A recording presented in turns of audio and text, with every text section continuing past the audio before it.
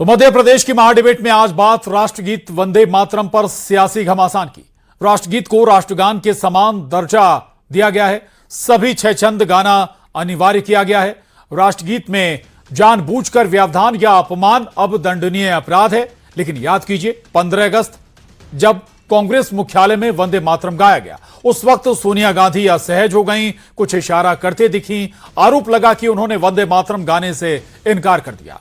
कांग्रेस की तरफ से सफाई आई कि सोनिया गांधी ने मल्लिकार्जुन खड़गे के लिए कुर्सी मंगाई थी, लेकिन अब कांग्रेस ने खुले तौर पर पूरा वंदे मातरम गाने से इनकार कर दिया है। 1937 के प्रस्ताव का हवाला देते हुए कांग्रेस ने साफ कर दिया है कि वो वंदे मातरम के सिर्फ 2 छंद ही गाएगी। कांग्रेस के इस फैसले पर बीजेपी भड़क गई है। खुद केंद्रीय गृह मंत्री अमित शाह ने सामने आकर कांग्रेस पर हमला बोला और वंदे मातरम के 2 छंद गाने के फैसले को देश विरोधी, शहीदों और संविधान का अपमान बताया। बीजेपी कांग्रेस पर मुस्लिम लीग बनने का आरोप लगा रही है, तो उधर कांग्रेस अपने फैसले पर अड़ी हुई है और कह रही है कि जो गांधी जी और सरदार पटेल गाया करते थे, वो भी वही वंदे मातरम गाएंगे।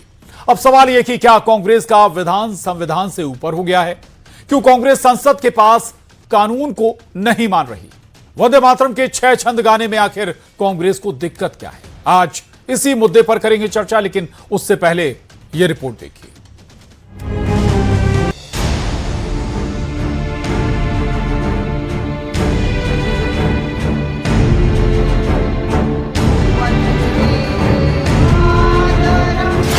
वंदे मातरम का गान छंदों पर छिड़ा घमासान। 1937 का resolution Mahatma Gandhi ji, Pandit Jawaharlal Nehru ji, Devendranath Tagore ji, Subhash Chandra Bose ji, this type of Sardar Patel ji, this type of top most leadership of that point of time decided that whatever the decision they took, we will abide that decisions. We are very, very clear on that, that our Congress party workers will do that only. This is our decision. Only 2 paragraphs. First 2 stands down.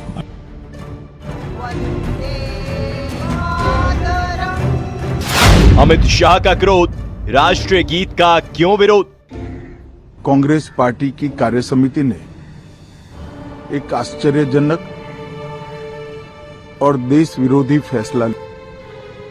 Congress party ने मुस्लिम appeasement के लिए वंदे मातरम के 2 टुकड़े कर देश के विभाजन की नींव डाली थी और वहीं से 2 राष्ट्र के सिद्धांत को ताकत मिली थी और अंततोगत्वा देश का विभाजन हुआ और पाकिस्तान का जन्म हुआ। 2 छंद वर्सेस 6 छंद, राष्ट्रीय गीत पर सियासत अनंत। साथ कांग्रेस पार्टी ने साबित कर दिया कि उनके लिए पार्टी देश से ऊपर है।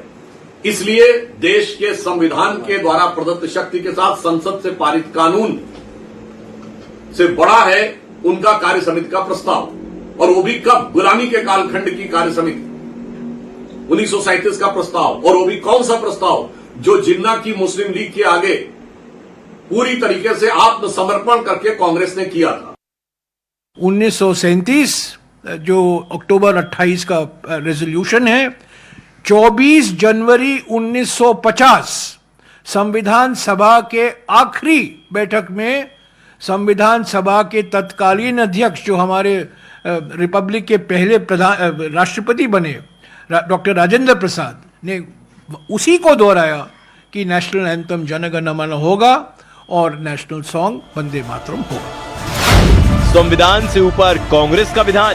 बड़े दुर्भाग्य के साथ कहना पड़ेगा, कांग्रेस वंदे मातरम को लेकर लगातार अपनी दोहरी नीति के कारण से देश में लगातार निंदा की पात्र बन रही है। एक तरफ वो वंदे मातरम के सम्मान के प्रति भी असम्मान का भाव दिखाते हैं, दूसरी तरफ इंदौर जैसे स्थान पर नगरपालिका निगम इंदौर में उनके पार्षदों ने जो वंदे मातरम का अपमान किया और उस पर उनने कोई कार्रवाई न करके वंदे मातरम के प्रति अपनी भावना का प्रकटीकरण किया। और अभी ये 2 अंतरे गाएंगे, 1 अंतरा गाएंगे, पता नहीं क्या करेंगे, लेकिन देश उनको माफ नहीं करने वाला। हमें भारतीय जनता पार्टी से सीखना पड़ेगा राष्ट्रभक्ति क्या है। देश में आज महात्मा गांधी कांग्रेस पार्टी के एक नेता नहीं, 1 लाख छोटे बड़े नेताओं के नाम आएंगे देश की आजादी के लिए, लड़ाई के लिए, देश की स्वतंत्रता में अपने योगदान के लिए। भारतीय जनता पार्टी और आरएसएस का एक नाम बता दो, सिर्फ एक। वंदे मातरम राष्ट्र नीति या राजनीति?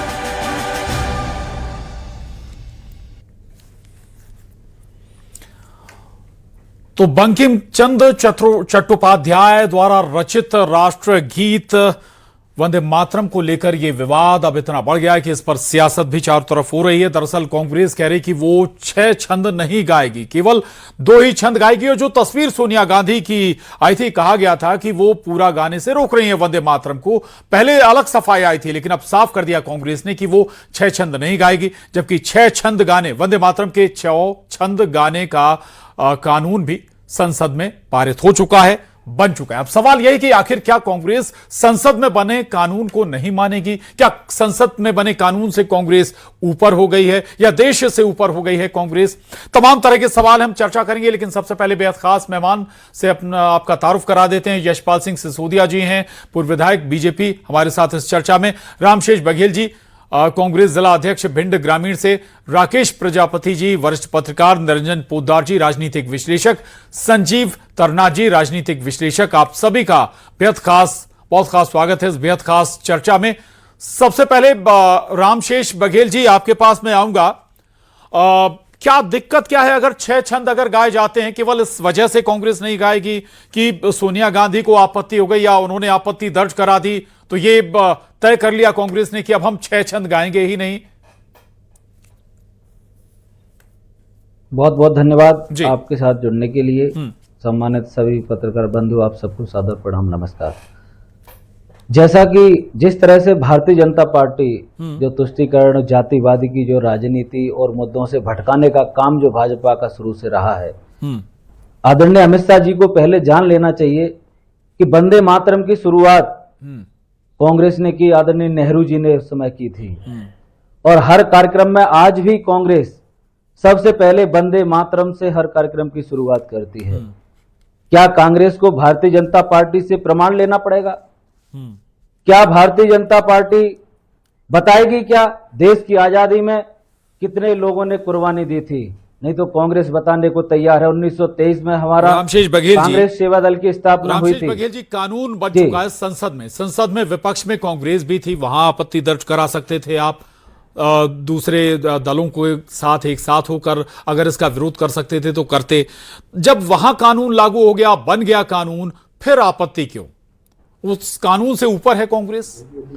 हाँ, बिल्कुल नहीं है। आज भी आप देखिए, हम लोग 2 छंद, जैसे पहले 2037 में 2 छंद आए थे, 2026 में भाजपा लेके आई, कोई दिक्कत नहीं है। आज भी यदि भारतीय जनता पार्टी के जो नेता जुड़े हैं, यदि वो 6 छंद पढ़ सकते हैं, तो हम लोग आज भी प्रत्येक कार्यक्रम में 6 छंद पूरे पढ़ते हैं और हम लोगों को कंठस्थ है। नहीं तो वो पढ़ के सुनाए, नहीं तो हम पढ़ के सुनाने को तैयार हैं। मैं भाजपा के नेताओं से चैलेंज करता हूं, वो पढ़ के सुनाए कितने राष्ट्र। नहीं, ये चैलेंज वाली बात नहीं है सर। जब पढ़ा जाएगा तो वो भी याद हो जाएगा, कंठस्थ हो जाएगा। अभी तक 2 छंद पढ़े जाते थे लोगों को। नहीं, आप समय दीजिए, मैं आपको पढ़ के सुनाता हूँ। हम लोगों के प्रत्येक कार्यक्रम में, हो सकता है कि पैनल में बैठे या मुझे किसी को 6 छंद याद नहीं होंगे, ये बिल्कुल सत्य है, इसमें कोई वो आपत्ति, कोई वो दो मत नहीं होगा। लेकिन बात यह कि अगर 6 छंद पढ़ने का कानून बना है, तो फिर ये अड़ी क्यों कि भाई हम 2 छंद ही पढ़ेंगे? मैं लौटूंगा आपके पास। इससे पहले कांग्रेस पूर्व विधायक हमारे साथ जुड़े हुए यशपाल सिंह सिसोदिया जी, आप लोग जानबूझकर मुद्दों को डाइवर्ट करने के लिए ऐसे मुद्दे लाते हैं जिस पर अलग अलग स्टैंड हो, फिर वोटों का पोलराइजेशन हो, यह सीधा आरोप कांग्रेस का है।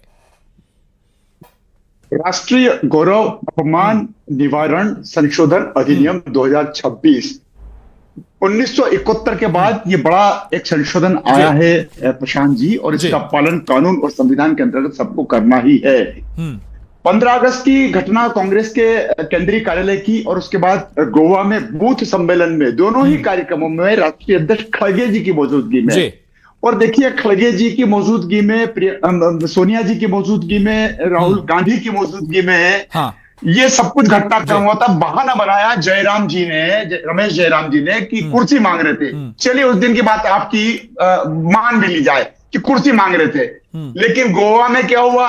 हाँ। और गोवा के बाद कल आपकी जो समिति ने तय किया। यशपाल जी ये बात ठीक है, मान लिया वो सारी बातें सच हो सकती हैं जो आप कह रहे हैं, कानून भी बन गया, मजबूरी भी हो गई, पढ़ना ही पड़ेगा, लेकिन जो 4 छंद हैं, बाकी के 4 छंद हैं जिनको लेकर आपत्ति, उसमें कहा जाता है कि मातृभूमि की शक्ति, देवी देवताओं, लक्ष्मी और वाणी, ऐसे वर्णन है। तो हो सकता है कि एक वर्ग को आपत्ति हो, इस पर वाकई इतना प्रेशर देने की जरूरत क्यों है यशपाल जी? तब जिन्ना को तकलीफ थी, जिन्ना के तकलीफ के कारण से नेहरू जी को सरेंडर करना पड़ा। जिन्ना के जिन्स आज भी मौजूद है, आज भी मौजूद है। कांग्रेस 3 मिनट और 10 सेकंड का गान नहीं गा सकते, आखिर क्या तकलीफ है? उनसे तो वो व्यक्ति अच्छे जो जनगणमन होता है, अनपढ़ होते हैं, और भरी बारिश तक विजुअल अभी चल रहे थे, एक महिला ने सैल्यूट करा, एक गरीब फटेफाल महिला अगर एक तिरंगा यात्रा जाती है और वो बिल्कुल पढ़ी लिखी नहीं है, वो कचरा बीनने वाली महिला है, वो सैल्यूट करती है, उस रैली को देख करके तो मन विभोर हो जाता है। कांग्रेस बड़ी दुआएं देती है प्रशांत जी, संविधान की बड़ी नैतिकता की बात करती है। ये कानून है, ये संविधान है, संविधान बड़ा या कांग्रेस के दल का विधान बड़ा, हम ये जानना चाहेंगे। और हम ये भी जानना चाहेंगे प्रशांत जी कि कांग्रेस के सांसद ने, नाम है इमरान मसूद, उन्होंने साफ मना कर दिया कि मैं धर्म को ज्यादा तवज्जो देता हूं, संविधान को नहीं। क्या कहेंगे कांग्रेस के लोग, क्या धर्म बड़ा है या संविधान बड़ा है? ठीक बात है, कांग्रेस वो साफ कह रहे कि वो 2 छंद ही गाएगी। राकेश अचल जी भी हमारे साथ जुड़ गए। राकेश अचल जी, भाई अब तो कानून बन चुका है तो पढ़ना होगा, भाई जब कांग्रेस आए तो फिर बदल दीजिएगा आप, तब तक तो पढ़िए ना। कटारिया जी, अभी आपने कहा कि ये जो बात है मुद्दों को भटकाने की बात है। इस देश में जनगण मन आजादी के बाद से गाया जा रहा था, अचानक क्या जरूरत पड़ी कि उसके आगे आप वंदे मातरम को प्रोटोकॉल बना के जनगण मन से पहले गवाना चाहते हैं, 6 छंद गवाना चाहते हैं? तो क्या ये गीत राष्ट्रीयता का प्रमाण पत्र है? पहला सवाल ये है। दूसरा सवाल ये है कि क्या 6 छंद गाने से राष्ट्रीयता प्रमाणित हो जाएगी और न गाने से नहीं होगी? कानून बन गया है, आप उठा के कांग्रेस के रजिस्ट्रेशन को रद्द कर दीजिए। जिन लोगों ने प्रस्ताव पारित किया उनके खिलाफ मुकदमे कायम कीजिए और उठा के बंद कर दीजिए। आप ये गाना क्यों गा रहे हैं, हम जनता की अदालत में जाएंगे? अरे भाई कानून बना दिया है, मुकदमा दर्ज करिए, गिरफ्तार कीजिए, बंद कर दीजिए। आनंद मठ को जिन लोगों ने पढ़ा होगा उन्हें मालूम हुआ कि वंदे मातरम की रचना क्यों की गई, क्या जरूरत थी, उसकी ध्वनि उस समय क्या थी। 1822 का गाना और आप 2026 में लड़ रहे हैं, बेरोजगारी भूल गए, गरीबी भूल गए, गाना कौन आगे कौन पीछे, आधा की पूरा। ये कोई लड़ाई है?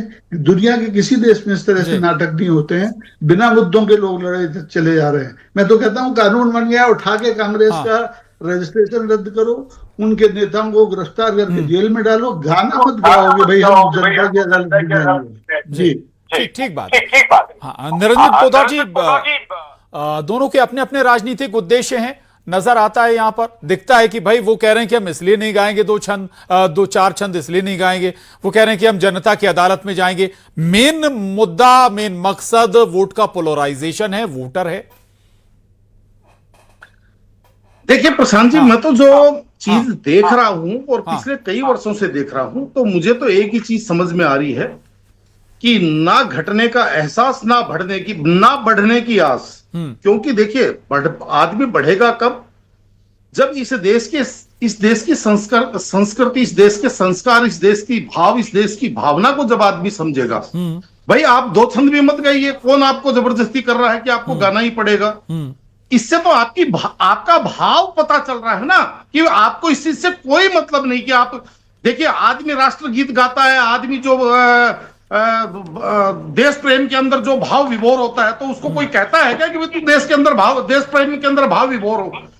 तो ये चीजें तो प्रशांत जी एक अंदर से उत्पत्ति होती है। और आज जिस तरीके से कांग्रेस की स्थिति है, आप मुझे एक बात बताइए कि भाई धारा 370 के साथ आज दोबारा से कांग्रेस खड़ी हुई है, नक्सलवाद के साथ कांग्रेस खड़ी हुई है, आतंकवाद के साथ कांग्रेस खड़ी हुई है। आज भी कांग्रेस जो 1937 की जो इनकी जो मानसिकता थी कि इस देश को भूख, भय और भूतकाल में जीवित रखना है, आज भी कहीं ना कहीं वो मानसिकता नजर आ रही है। ये चीज अब किसी से छुपी हुई थोड़ी है प्रशांत जी। आज मुझे एक बात बताइए कि जब भी कोई इस देश की संस्कृति या इस देश के संस्कारों या इस देश की जो गौरवशाली विरासत है उसके ऊपर जब चर्चा आती है, जब संसद के अंदर प्रियंका गांधी जी को गोमूत्र दिखाई देता है, लेकिन साइंटिस्ट के जो किए हुए पोद्दार जी, जो बात है कि भाई धर्मनिरपेक्षता वाली बात है, उसमें अगर किसी धर्म से जुड़े कोई शब्द आ रहे हैं तो इस पर कांग्रेस को आपत्ति है, उस पर कोई इनकी मानसिकता बता रहा हूं। आप ही देखिए संसद के अंदर गोमूत्र के ऊपर वो उसको हास्यास्पद बना रही है। उनको इस चीज से मतलब नहीं है कि जो हमारे जो वैज्ञानिक है उन्होंने क्या क्या शोध कर रखे हैं, उसकी उनको वो नहीं है, केवल वो गोमूत्र ही। आप समझ सकते हैं कि इनके मन में आज भी इस देश की, हालांकि और वो भी एक ऐसे व्यक्ति के ऊपर जो IIT के प्रमुख है। ठीक है, मैं लौटूंगा आपके पास। राकेश प्रजापति जी, कांग्रेस 1937 का ही अपना रेजोल्यूशन मान रही कि हम वही सुनेंगे, वही फॉलो करेंगे, तो क्या कांग्रेस को खुद को देश मानकर चल रही है, संविधान से ऊपर मानकर चल रही है, कानून से ऊपर मानकर चल रही है? देखिए, ऐसा नहीं है। जो आजादी के बाद या कांग्रेस की बात है तो 1937 से इनके जो रेगुलेशन जारी हुआ था वो 2 छंदों का था, और आज स्वतंत्रता के आज 80 वर्ष होने के बावजूद भी 2 वंदे मातरम का जो गीत है वो राष्ट्र के अंदर पूरे 2 छंद गाते गए। तो एकदम से जो कोई परिवर्तन होता है थोड़ा सा असहज होता है। मगर प्रधान जी, मामला एक्चुअली मुद्दा ये राष्ट्रगीत का और राष्ट्र प्रेम का नहीं है, राष्ट्रवाद का नहीं है। ये मुद्दा एक्चुअली क्या है कि जो जैन जी का जो आंदोलन हुआ और उससे पूरे देश के अंदर एक ज्वाला सी उठ गई है, खासकर जैन जी। और अब तो जैन अल्फा प्रदेश के अंदर देखिए, देश के अंदर जगह जगह से हमको ये सुनाई देता है। तो मुद्दे अब राष्ट्रवाद का क्या करते, भारतीय जनता पार्टी ये चाहती है कि किसी तरीके से इस मुद्दे को, जो जैन जी का जो मामला है, उसको इस तरीके से डाइवर्ट करके और उसको छद्म राष्ट्रवाद के मुद्दे के ऊपर डाइवर्ट कर दिया जाए, ताकि क्या होगा कि इनका जो एजेंडा है वो उसके ऊपर वो सेंट्रलाइज होकर और उसको आगामी जो चुनाव है, अब जैसे मध्य प्रदेश की अगर हम बात कर रहे हैं तो मध्य प्रदेश में 27 में नगरीय निकाय चुनाव है, उसके बाद पंचायत के चुनाव है, उसके बाद 28। राकेश प्रजापति जी, बहुत सारे काम अलग अलग तरीके के केंद्र के जरिए हो रहे हैं। अभी नक्सली को लेकर भी बहुत सारे एक मियाद रखी गई थी, टाइम फ्रेम रखा गया था, उसमें पूरा किया गया। हो सकता है कि अभी और उसमें काम बाकी हो, ऐसे बहुत सारे काम है। तो क्या हर बात को हम ये मानकर चलने, या इसके बाद जो जैन जी का जो आंदोलन हुआ, कोई भी कदम, कोई भी एक्शन सरकार का, कोई भी निर्णय, कि भाई उसी को हम टारगेट कर रहे हैं, ये मानकर चलना क्या ठीक होगा? नहीं, जो कांड हुए हैं, चाहे क्या कहते हैं नक्सल, जैसे आपने नक्सली क्षेत्रों की बात की, नक्सली उन्मूलन के ऊपर जो काम हुआ है वो तो एक प्रशंसनीय कार्य है, उसके ऊपर कोई नहीं दिया जाए, उसके ऊपर कोई उंगली नहीं उठा सकता है। मगर बात यह होती है कि अगर आपकी बात से या आपकी विचारधारा से सहमत नहीं है तो असहमति के स्वर को आप नक्सली विचारधारा से नहीं जोड़ सकते।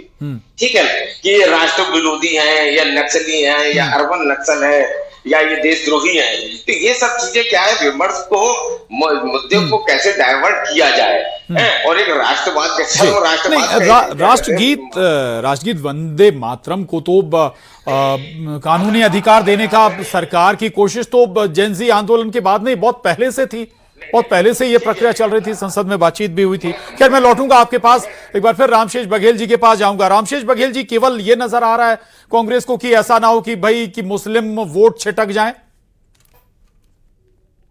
आ रहा हूं सर, आपके पास भी आ रहा हूं सर, प्लीज। यशपाल जी, आ रहा हूं। भटकाने का आज पूरे देश में जो जैन जी चल रहा है, उस मुद्दे से जो घबराए हुए हैं, इनकी पूरा देश जानता है, सिर्फ जाति धर्म के नाम पर, सिर्फ जाति धर्म के नाम पर इस देश को बांटना, भाई भाई को लड़ाना। ये बात करते हैं गौ माता की। सबसे ज्यादा चंदा किसने खाया है गौ माता के नाम पे? इन्होंने बड़ी बड़ी कंपनियों से चंदा इन्होंने लिया है। अगर आप ये आरोप लगा रहे हैं तो क्या कांग्रेस इसकी एक उंगली आपकी तरफ नहीं उठ रही? जो मैं सवाल आपसे पूछ रहा था, बीजेपी कह रही कि भाई ये तो मुस्लिम तुष्टीकरण की दिशा में बढ़ रही है कांग्रेस। बड़े आज कौन है?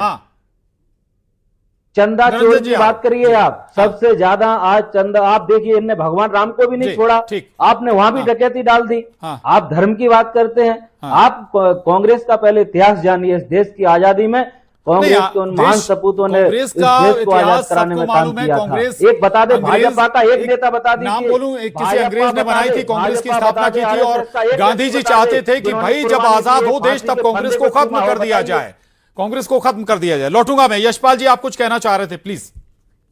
मैं प्रशांत जी कहना चाह रहा था कि 1936 का जो प्रस्ताव था, जो रेजोल्यूशन था, वो पार्टी का था, दल का था। ये जो संशोधन आया, ये भारत के लोकतंत्र का, प्रजातंत्र का और संविधान का है, और संविधान का तो पालन करना पड़ेगा ना। आपने केरल में भी मना कर दिया हम नहीं गाएंगे, आप गोवा में भी कह रहे हो हम नहीं गाएंगे, आप राष्ट्रीय कांग्रेस का केंद्रीय कार्यालय पे भी आप कह रहे कि नहीं गाएंगे। 2 छंद और 6 छंद में अंतर को क्यों कांग्रेस इतना प्रतिष्ठा का प्रश्न बना रही है? उस समय भी तो गाया था कांग्रेस के लोगों ने, आज अगर वो कह रहे कि आजादी हमने दिलाई है, तो जब 6 छंद तुम उस समय पढ़ते थे, तो आज 6 छंदों को पढ़ने में क्या दिक्कत है? और दूसरा प्रसाद जी मैं कहूंगा, 150वीं वर्षगांठ के कारण से ये सब कुछ परिवर्तन की आवश्यकता पड़ी है। वंदे मातरम को 150 वर्ष हो गए, कांग्रेस ने कभी चिंता करी थी क्या? कांग्रेस ने। चलिए, माफी चाहूंगा, वक्त इजाजत नहीं देता। पोद्दार जी, माफी चाहूंगा, दोबारा नहीं आ पाया, लेकिन बड़ा महत्वपूर्ण मसला है और ये बात सियासत से ऊपर की होनी चाहिए यहां पर, कांग्रेस और बीजेपी दोनों के लिए। और अगर कानून बन गया है राष्ट्रगीत के लिए तो फिर उसे फॉलो भी करना चाहिए। आप सभी खास मेहमानों का बहुत शुक्रिया, धन्यवाद। महाडिबेट में इतना ही, नमस्कार।